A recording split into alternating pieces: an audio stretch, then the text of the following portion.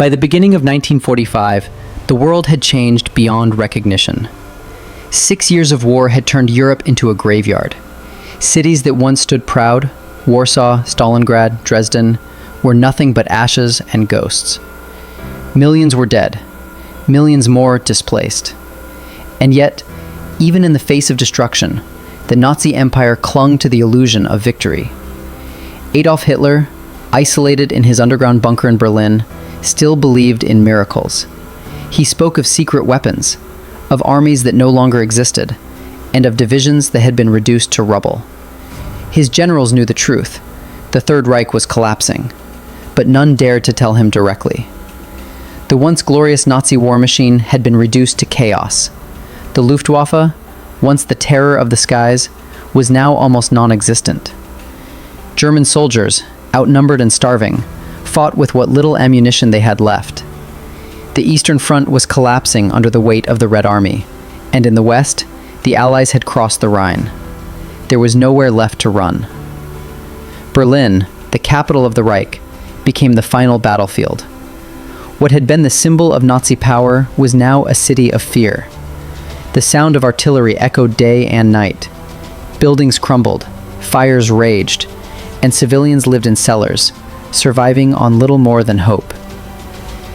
Hitler refused to leave the city. He believed that his presence would inspire resistance, but in truth, his empire was already dead. The Nazi leaders who once swore loyalty to him had begun to flee. Himmler was negotiating surrender in secret. Goering had escaped to the south. Only a handful of loyalists remained by his side, trapped underground beneath the Reich Chancellery. Inside that bunker, the atmosphere was thick with despair. Concrete walls shook with every explosion from above. Food was scarce, tempers short. Reports arrived hourly, each one worse than the last. Entire divisions had vanished. The enemy was only streets away. Witnesses describe Hitler as a broken man, his body frail, his hands trembling uncontrollably, his face pale and hollow. The dictator who once commanded millions now shouted into the void, raging against his own generals, against fate, against reality itself. Still, he issued orders to armies that no longer existed. He spoke of counterattacks that would never come. In his mind, he was still the Führer of an invincible empire. But outside, Berlin was burning. As Soviet tanks approached the city, the propaganda machine kept broadcasting lies, promises of victory, of secret divisions, of salvation. But even the most devoted followers began to realize the truth. The war was over. They had lost. By late April, the Soviets had surrounded the city completely. Street by street, house by house, they fought their way through the ruins. The once mighty Wehrmacht had become an army of old men and boys. The Hitler Youth fought with fanatical loyalty, but their courage was no match for Soviet firepower.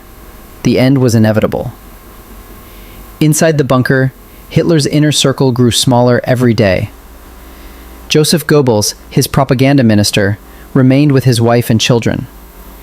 Eva Braun, Hitler's longtime companion, had joined him, refusing to leave his side.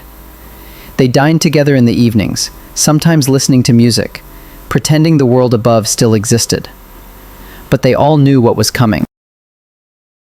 On April 29, 1945, Hitler and Eva Braun were married in a brief ceremony deep underground. That same night, Hitler dictated his final testament. Even in his last words, he blamed others for his failure: the Jews, his generals, and the German people themselves. He could not accept responsibility for the destruction he had caused. The next day, April 30th, was his final act. At around 3:30 in the afternoon, Hitler and Eva entered their private quarters. Moments later, a single gunshot echoed through the bunker.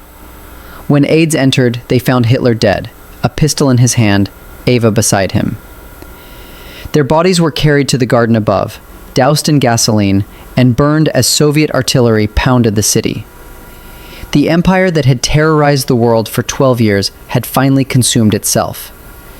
The Führer was gone, and with him, the dream of the Nazi Reich vanished in smoke. Outside, the battle still raged. Soviet soldiers fought street by street, capturing what remained of the city. On May 2nd, the German garrison in Berlin surrendered. Days later, Nazi Germany ceased to exist. The war in Europe was over. But victory came at an unimaginable cost. More than 50 million lives had been lost in the conflict. Entire nations were in ruins. The collapse of the Nazi Empire left behind not triumph, but tragedy. Millions of civilians were homeless, families torn apart, and an entire continent scarred forever. In the weeks that followed, the truth of the Nazi crimes came to light. The world saw, for the first time, the full horror of the concentration camps. Footage from Auschwitz, Dachau, and Buchenwald shocked even hardened soldiers. Mountains of corpses, gas chambers, starving survivors, the true legacy of Hitler's empire. At Nuremberg, the surviving Nazi leaders were brought to trial. For the first time in history, a nation was forced to confront its crimes before the eyes of the world. One by one, the architects of terror faced justice. Some tried to deny their guilt.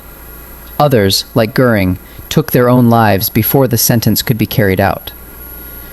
But justice, slow as it was, arrived. The Nazi regime was no more. Its symbols were banned, its leaders executed, its cities rebuilt. Yet its shadow lingers, a warning carved into history itself. The story of the Nazi collapse is not only about defeat, it is about the consequences of hate, ambition, and blind obedience. It is about how one man's delusion destroyed a nation, and how that nation had to rebuild from the ashes. From the ruins of Berlin, a new world emerged. The Cold War divided Europe, but the lesson of the past remained. Never again.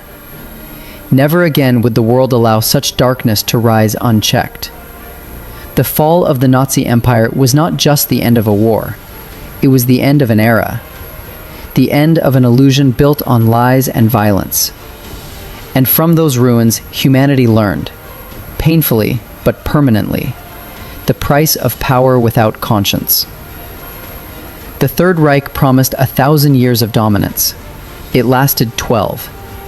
And in its ashes, the world rebuilt itself, stronger, wiser, and forever changed. The collapse of the Nazi Empire remains one of the most powerful lessons in history, that no tyranny, no matter how mighty, can stand forever against the truth. The empire of hate fell, and the world began again.